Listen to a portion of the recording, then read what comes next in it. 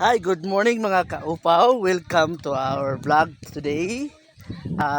Andito tayo ngayon sa Kanumatad Falls. So, very nice kayo nga area, guys. Tingnan niyo, guys. Yes, yan ang mga palay na hindi pa na harvest. So, bababa tayo konti. Very nice kayo nga lugar. Yan, guys. Oh, tingnan nyo, guys. Very nice. Huwag nyo tingnan yung mga kaupaw, ha.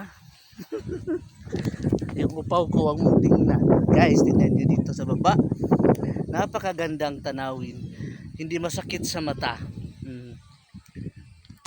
Mainit lang masyado ngayon. Kaya ganon. Tingnan nyo, guys.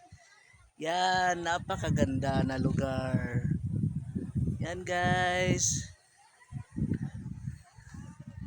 Okay, bye-bye.